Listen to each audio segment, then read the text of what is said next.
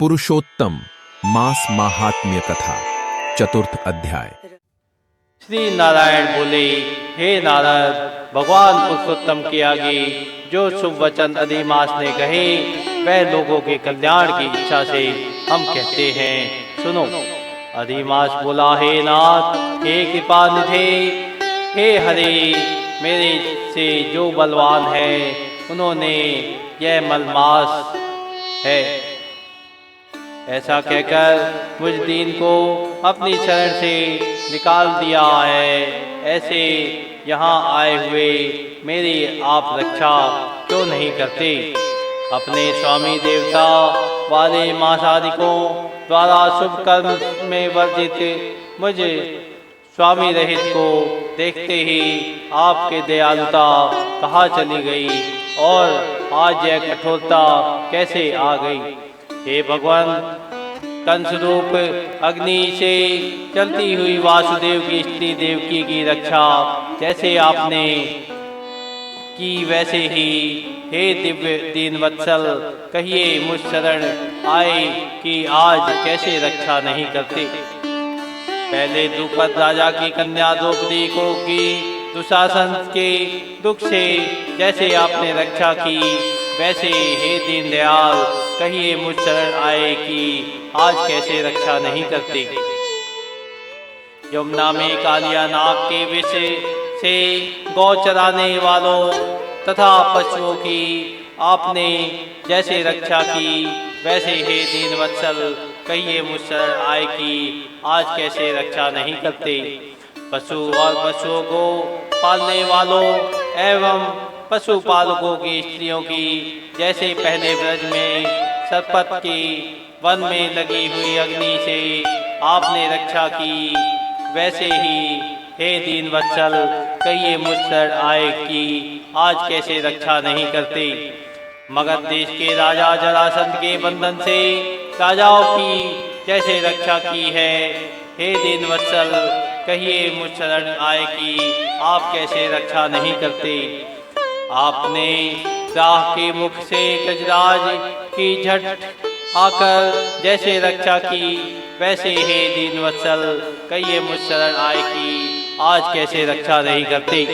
श्री नारायण बोले, इस प्रकार भगवान को कह स्वामी रहित मलमास आंसू बहता मुख लिए जगतपति के सामने चुपचाप खड़ा रहा।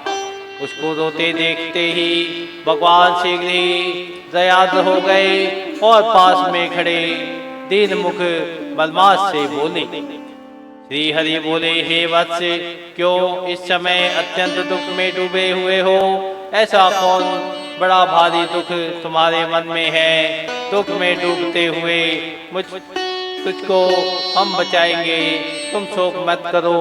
मेरी शरण में आया फिर शोक करने के योग्य नहीं रहता। यहाँ आकर महादुखी निज भी शोक नहीं करता, इसलिए तुम यहाँ आकर शोक में मन को दबाए हुए हो। यहाँ जहाँ आने से न शोक होता है, न कभी बढ़ोतरी आती है, न मृत्यु का भय रहता है, किंतु नित्य आनंद रहा करता है। इस प्रकार के बैकुंठ में आकर तुम कैसे दुखी हो?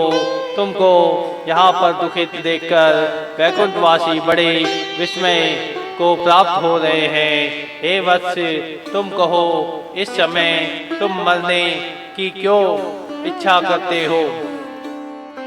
श्री नारायण बोले, इस प्रकार भगवान के वाक्य सुनकर बोझा लिए हुए आदमी जैसे बोझा रखकर श्वास पर श्वास लेता है, इसी प्रकार श्वासोच्छ्वास लेकर अधिमास मधुसूदन से बोला।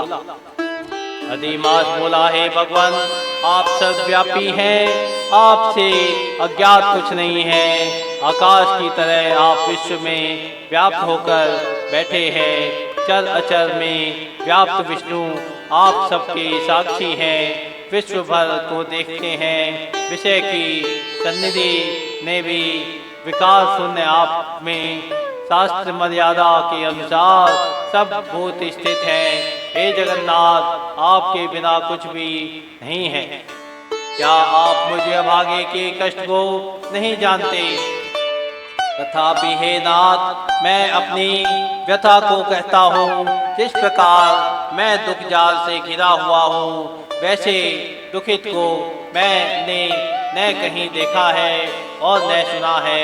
क्षण निमेष मुहूर्त पक्ष मास दिन और रात सब अपने अपने स्वामियों के अधिकारों से सर्वदा बिना भय के प्रसन्न रहते हैं।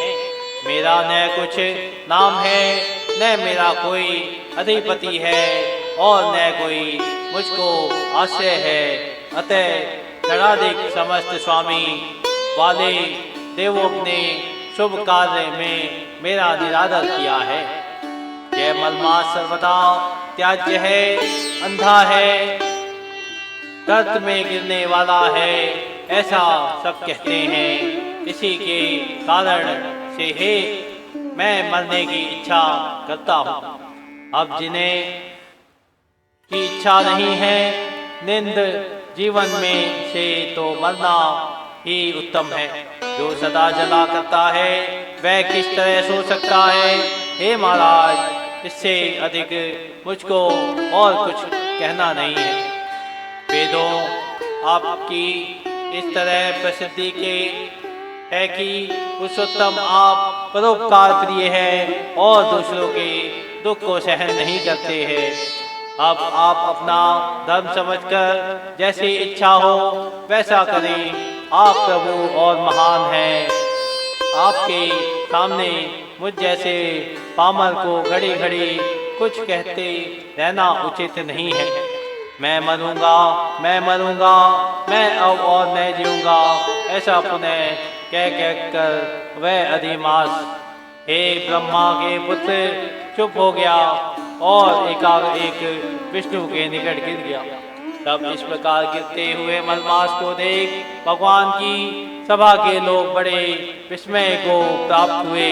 श्री नारायण बोले, इस प्रकार कहकर चुप हुए अधिमास के प्रति बहुत कृपा भाव से अवसन हुए श्री कृष्ण मेघ के समान गंभीर वाणी से चंद्रमा की किरणों की तरह उसे शांत करते हुए बोले। तो जी बोले, हे विप्रो, वेद रूप निषेध के आश्रित नारायण का पापों के समूह रूप समुद्र को शोषण करने वाला बड़वालन वानल अग्नि से समान वचन सुनकर प्रसन्न हुए नारद मुनि पुनः आदि पुरुष के वचनों को सुनने की इच्छा से बोले।